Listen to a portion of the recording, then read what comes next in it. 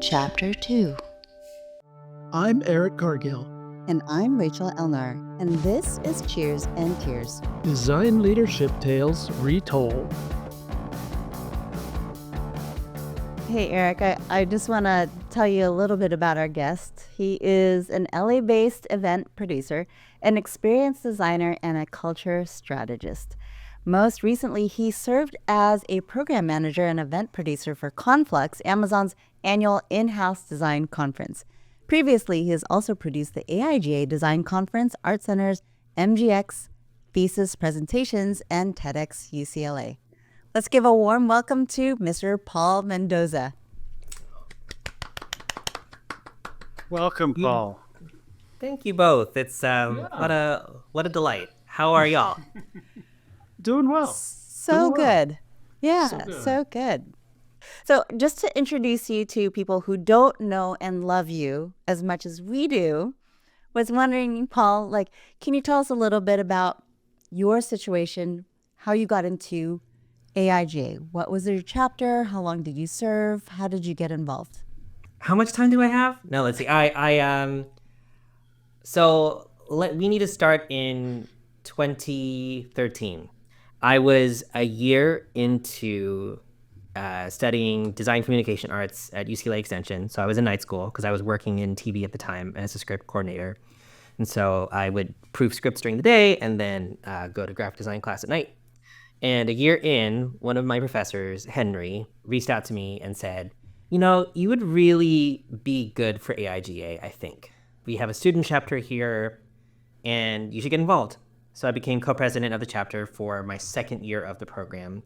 Finished the program essentially because I just ran out of classes that I could take. They, just kind of like, you're done, out, go work. So, I changed careers. I pivoted to graphic design. And at that point, once I had left school, then I started volunteering at AIGA LA. Name tags and putting out food and drinks and stuff. The board at the time were like, let's ask Paul to do more things. Maybe a report here or there. Eventually, that became joining the team of the portfolio day that AIG LA had done for several consecutive years prior to the pandemic. So I was part of that team in 2015, and that made enough of an impression where I was invited to attend my first leadership retreat, which was peculiar because I hadn't really been elected or appointed to any sort of official board position yet, but a spot opened up. And so I have the good fortune after working on Portfolio Day to join the delegation from Los Angeles to attend my first leadership retreat in Grand Rapids, Michigan. That was in 2015. Yeah. So see, I kind of, when we talk about this for people who've been involved in it for a while. There was something in the water in Grand Rapids. There was something very special happening over there. I agree. And so that was the first one, and that really taught me so much and introduced me to so many people who would change my life. And so from 2015 onwards, served on the LA board for 2 years, went to another leadership retreat in 2016, rolled off in 2017, was asked to join the chapter advisory council in 2018. So I was back on the leadership retreat circuit for Baltimore and for Atlanta in 2019. And simultaneously, I was asked to volunteer, then lead a team of volunteers, then manage all of the volunteers, then produce the AIGA Design Conference. And that was a track from 2016 up until 2023. So in addition to serving locally and serving chapters regionally, I was also I had the good fortune of working closely with the national office on several projects. And that brings us to today. Fantastic. Your first leadership retreat, did you say that was West Michigan? It was, yeah. It was. I remember. Yeah, good. So, okay. So we landed the day before, I think. There were some pre-conference socials. And so, Rachel, I remember you because you were with me. You were with me as part of the delegation because you were on the board too. And I did not know people at all. So to roll with you was a very eye-opening experience. I don't think I could fully appreciate the caliber of talent and how many people I'd be meeting all at once. Like I look back and I was like, oh right, I met Terrence Weinzel from Monotype just very casually, Right. at a gallery. I think maybe we were having pizza, and just meeting Jen Visaki O'Grady. Like I didn't even know who she was, and then I was like, oh right, I read her books. Whoops. And then just it was no, I had no real agenda or expectations. It was all very new, but it showed me so many different possibilities of who I could show up and be as a designer, as a leader, and then essentially what I do now, which is building communities specifically for designers. That was a really remarkable first one. Oof, so good. Could you remind me what your role was on the board when you went into this leadership retreat? So I technically had the sponsorship badge when I came into it, but the position I ended up taking or receiving was membership. So it was me and Amanda Hovest, right? So Amanda Hovest was membership director, and then I came on as co, and then Doran Chang joined me as co in my second year. Reports and databases and like presentation decks and things, and just getting to know LA's members on a very granular level, which definitely framed the way I just think about the organization, period. You speak of a lot of talent that you were around back then and in Grand Rapids, but I seem to recall a bowling alley that we went to, and they had bowling in one room, obviously, and karaoke in the other. And Paul gets up there, everybody's just goofing off. And then Paul gets up there right after that. Golden voice. I don't even remember what song it was, but blew everybody out of the water. Everybody's jaw was just on the floor. Phones were up. Everybody was recording. That was an incredible moment. It was just like all of a sudden everybody knew or wanted to know who Paul was. I'm pretty lethal at karaoke. This is like, Yeah. if you put like a mic around me and like a machine, it's like you're just kind of like, okay, just know that once this happens, there's no going back. Okay, there's no going back. Grew up singing. It's something that both sides of my family really love to do, and part of being culturally Filipino for me, I would say. I know my way around a karaoke bar. I've got my songs picked out. I know what works. I also have like different paths that I can choose depending on what the vibe of the room is. So like y'all got Queen that night.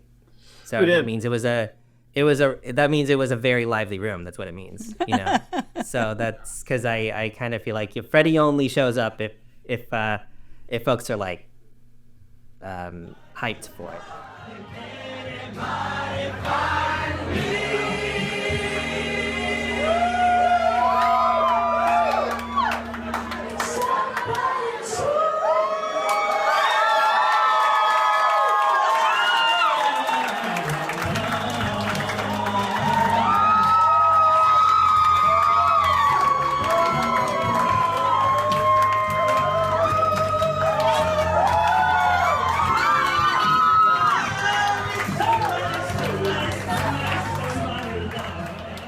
I remember Sarah Cleely from West Michigan, AIGA West Michigan. She was just kind of like, oh, you're amazing. And then I think they were about to close the bar. And Sarah was like, no. We need time for one more song. This man is going to sing this song. And then they let me sing one last song. And it still works. That's generally like, even now, like I was at a conference and like a gala last year for a different association, and it's a similar situation. I didn't really know anybody, but they put on karaoke with a live band after the big award ceremony. And I can very audibly hear people in the audience like, who is that? And then the morning after, like Rick Raffay comes right up to me and being like, I saw the video. And I was like, oh no, okay. There's like an informal tradition where like the queer members of the leadership retreat would find the one gay bar in whatever city that happened to be hosting, and then we would just like catch up there, informally referred to as GayIGA. Shout out to Josh Silverman, who I believe started the tradition. And so it was me, Andrew Twig, Arlo Vance, and Seth Johnson. And Seth's first question to me that I was like, who are you and where did you come from? And so, yeah, no, it was just like a nice little party trick that allows me to open some doors. I love it. Yeah, And it did just that, didn't it? I love it. it did. Certainly did. I have never forgotten you since. I honestly feel like singing brings out like the best in me, and I just think the best in people in general, regardless of skill level or choice. It's just the fact that we would go up and do such a thing in the quest of having a good time. There's something very like disarming and vulnerable about it. So I always enjoy it. Well, which leads me to our main question, which is cheer or tear. What after party memory stayed with you most? Like either a pyramid or a bar, or maybe was it the singing? I mean, so we're talking something that was not officially programmed, or Yeah. is this After programs, yes. Okay. It's all starting to blend together, but there was always these pushes to stay up as late as possible on that last night. So like the 6 a.m. club, I was debating whether or not I should wear like this shirt, which was a gift from AIGA Orlando. I think Gage actually designed this for did a he? different initiative. Yeah. And then they repurposed the artwork to for an event in Orlando. And so I got this gift in 2017 or 2018. But yeah, so from 2015 to 2019, on that last night of the leadership retreat, there's a push to join the 6 a.m. club, which was the other shirt that I was thinking I would wear. It just wouldn't read as well on camera. Because it's blurry or something? Is that why? Yeah, well, because it's black on black. Oh, so something like, okay, oh, is that what it says? 6 a.m. club, if you say so. It was, and we would just talk about like our lives and careers and everything and get very personal about it. I honestly feel like for multi-day gatherings like that, the magic always happens after the clock stops, because then you leave things up to serendipity. And then because that's something that I've definitely learned from just making a lot of these events myself. You can only plan so much. Well said. And then you just well said. you have to let the rest of it happen and like trust that your audience will figure it out, you know? Yeah.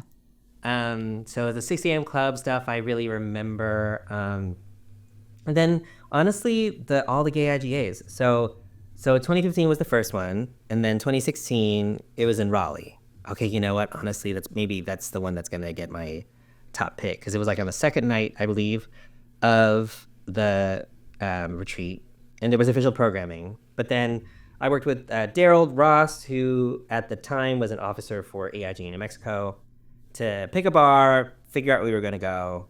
And we didn't really have a ton of expectations because, you know, it's only ever just like a handful of people who still have like the energy to do so.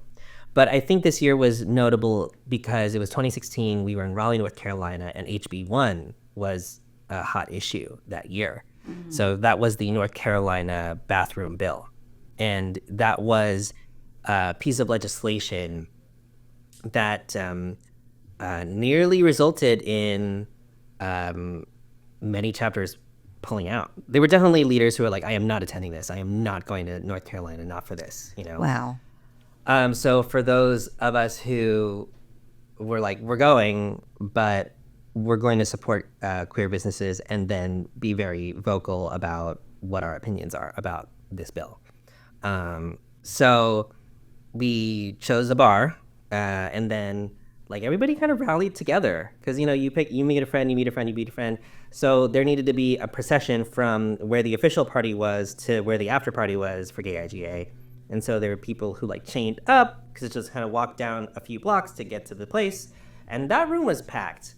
I think that that bar was like, I feel guilty to a degree because I probably should have told the bar to that how many people we would actually be expecting, we're like talking like at least 30 to 40 people. Okay. That's like all the entire bar in addition to the people who would just be going there on a normal, Thursday night or whatever it was. Then like I walk in after everybody's kind of made the transition. The guy who I had met at that bar sees me. It's like, you're the, and I was like, yeah, sorry, I know. We'll tip, hopefully we'll tip you well. I'm sure we did. And then what was nice about it is like, it was great to meet a lot of folks who identify as queer, but then it was just great to see the allyship from fellow AIGA leaders in that space. And that's just one of the extra bonusy things that wasn't official, but I knew how important it was and how much it meant to me to experience it the year before and to be able to pass that on to people. And people still ask me about it, like even in New York. And when I'm working on main stage stuff now, and I've still got like volunteers or folks who are paying attention to me like, so is there GayIGA this year? It's just like, y'all can do that. You should do that. You tell me. You should tell me, and I will show up. Yeah, that's probably my favorite. It means a lot to me. It's the after programming that really makes a difference, that really creates those connections. I mean, that's why this is called Cheers and Tears. It's not about the leadership retreat. It's about everything around it. It's the halo effect. These poor businesses that bowling alley that day, Rachel hopped on my back and I actually bowled a strike with her on my back. I don't know if you remember that, Rachel. What? Yeah, I wasn't even bowling. I just walked up, grabbed a ball, you hopped on my back, and I tossed it down the lane. I think I remember. I got a strike. But I mean, there was a lot of amazing stuff going on that night. How do you explain that to insurance? Like how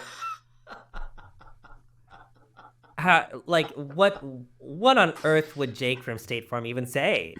But especially like with the art of the pyramid. Brendan Shanley has taught me a lot about the art of the pyramid.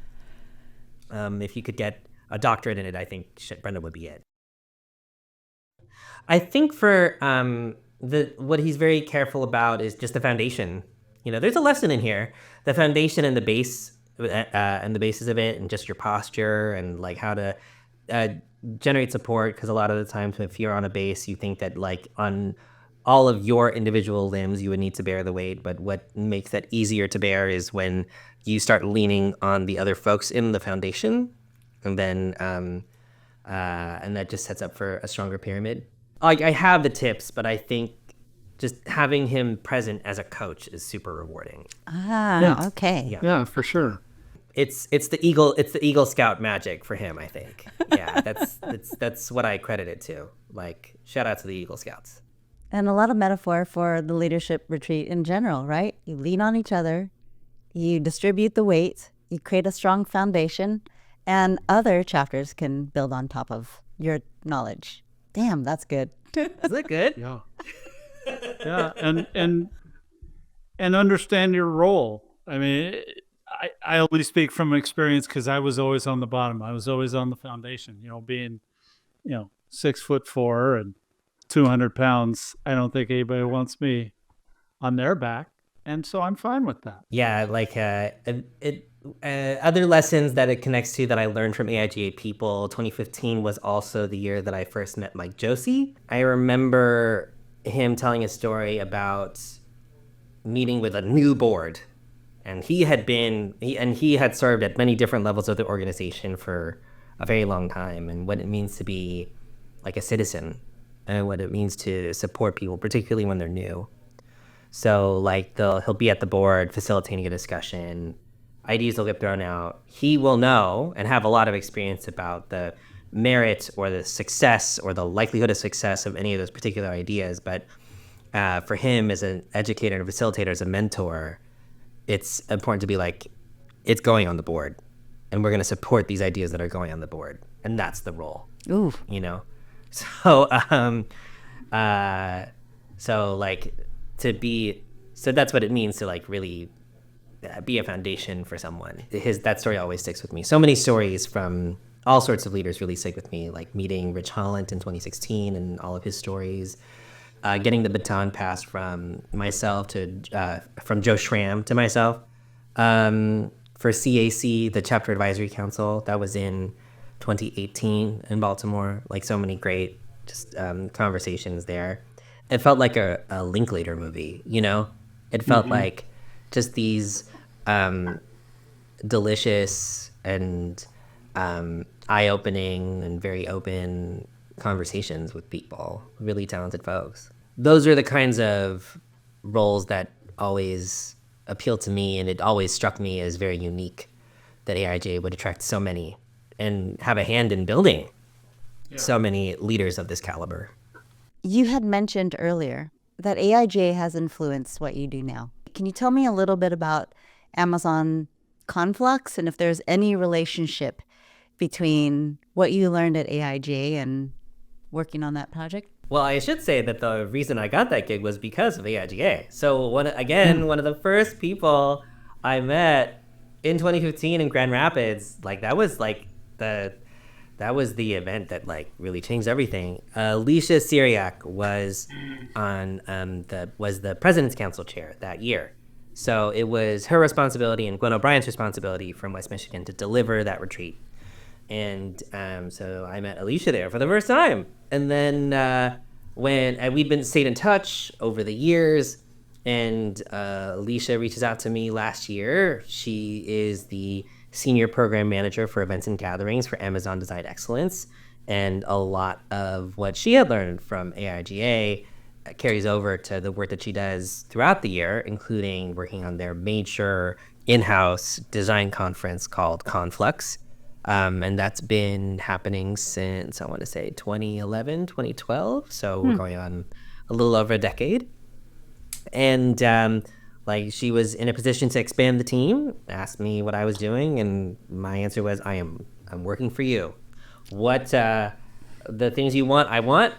And when I think of AIGA leaders and members and how that compares to Amazon designers and that design community, it is similar in that there is a lot of thought about proximity. Like locality is still something that is very influential in the way that folks identify. It's not even so much about what you might do day to day in your role as a designer, but I think there's a difference in culture, certainly between, say, like a Seattle design community and an LA design community.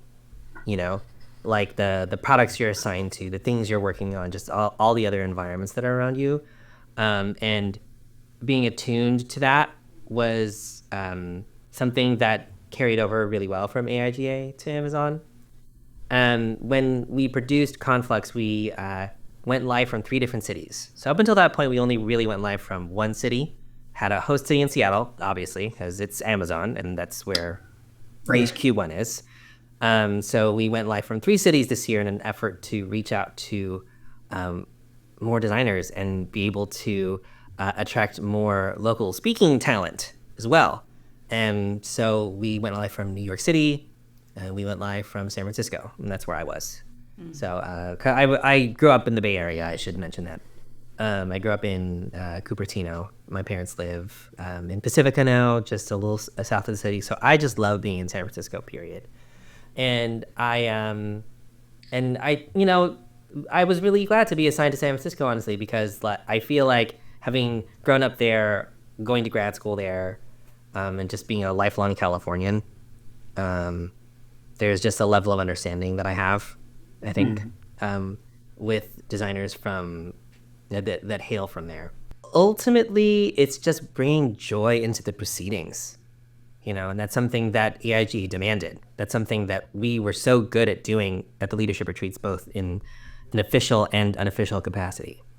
And it is very easy to be very focused on whatever your strategic plan was, whatever your quarterly goals were, and keep this very demanding machine running. But I think there's a very large appetite for a creative profession to infuse joy and a breath of fresh air into the proceedings, to have to bring a bit of sunshine, which is something that I know Alicia for very, very well, and she's so good at doing it. And I've had a lot of practice at it myself, and so it was great to bring that energy as well from AIGA to Amazon. Did you sing? Well, I was not asked. How did showmanship manifest for me at Amazon? It was not necessarily through hopping on a mic. Something that I got to do that I had never really had a chance to do was have a hand in writing the show. So we had hosts in all 3 host cities. We had like a pair of hosts in each city. And so Alicia and I worked on that very closely, what the script would be, how we would hit like outcomes that was important for Amazon leadership to hit, but then also writing to character. What I liked about this assignment was it's a design conference that I'm familiar with. It's a design community that I'm familiar with, but I get to put my TV hat on for a little while, Yeah. Nice. I get to like write a little bit and think about like what are just some bits to say. I mean, it's still, we're still at work. There's only, it's so the jokes are pretty gentle, but I think it was great to work with people who wanted to be on camera and go through those paces of finding a voice and finding delivery and thinking about how work is presented beyond, say, the wireframes or the presentation decks that they would ordinarily put together, or the things that they would ordinarily write. So it's great to write for the show and then also to coach speakers on their presentations and performance. I love that. Yeah, so all of the folks who either were on the main stage or on a deep dive with me had to meet with me at least once. And honestly, if you met with me more than once, it showed up. It showed up in the product. Like, folks were just more prepared. And I was so proud, particularly for folks who are very early on in their career, where these would be like students in one of my classes if it was like grad school or if I were teaching. And the stakes are kind of high because like they'd never really been on a stage like that before beyond their immediate reporting team. So mostly it was after getting to know them as people and then also getting to know their work and how they want that to show up and as part of our programming. It was just great to see them shine. So yeah, made me really proud. I love that. Speaking while you're a designer and communicating whatever you need to communicate, it gives you more visibility, not only in presenting to clients or presenting to leadership or whatnot, but vocalizing your thoughts and your ideas as opposed to just designing and doing it visually and then sending it out into the world. That's a great skill to have. It's my, when I think of folks who were at the retreats presenting either an event that they had done locally or they were on the board, the designers who I admired the most were masterful in their communication. That takes practice. That's a ritual that happens every day. Like, that's something that I have to work on for myself, even now. It's a skill that doesn't necessarily I think particularly in design education, it's those professional practices things that aren't always priority one. Of course, you'd want to be in studios all the time, but when it does show up later on, and this is where AIGA, I think, historically has been good at filling the gap, you feel that difference. You feel the impact. That's great. Yeah, let us know when your coaching services for speaking are available, because I'm sure there are a lot of people who would be very interested. Went to the Design Strategy MBA program through California College of the Arts in an effort to make myself a bit more entrepreneurial. Because it still scares me. It still scares me, I gotta say. I still kind of feel like an imposter out there being like, okay, well, yes, I could, consult on presentations and speaking. I do have a lot of expertise out there, but I'm just like, ugh. I don't know what it is, but that you are not the first to say, Rachel, being like, okay, well, people would need the service. Yeah, That's kind of a goal for me for this year, in addition to finding like other conferences to work on, is to work on my own individual practice. I'm sure that a lot of your singing experience goes into this. So there's a lot of lessons to glean that you could probably put into your. Can't wait to see what that looks like. Yeah, we'll start with like warm ups and breathing and There you go. See? like thinking about your pelvic floor. Just. I'm only half kidding. I don't know. Well, thank you, Paul. Really appreciate that. It's great to see you, Paul. Good to see you too, Eric and Rachel. Oh my gosh, thank you for welcoming me in. I feel like I'm a part of a family, a chosen family. Look at us. Of course. We cannot wait to watch you start your consultancy, help other designers, help them with their leadership. Yeah, you can find me on LinkedIn. Visit my website, appalled.com. That's APPAULLED.com. So you can always drop me a line. Paul at appalled.com. Paul at Appalled. Great. Thank you. Cheers. Cheers, Paul. Cheers to you. All right. Thank you again. Appreciate it. Oh yeah, no, whatever y'all need, let me know. Okay. Appreciate it. Thank you. Thank you. Bye-bye. Bye. Oh my God. So filled with memories. He remembers everybody. He remembers everybody, everything. Everything he does is successful because of his attitude and the joy that he brings. And he talked about younger designers and really showing up for that. I could see if I were a younger designer and I was around that energy, I would just feel that confidence. It's contagious. It's great. Thank you, Eric. That was a great insight, and I totally agree. I mean, that's a great way to what is Paul? He's filled with joy, and he's filled with energy, and he's so inspiring. He's he's a great person to have in the community for sure. Yeah, most definitely. We are so lucky. I agree.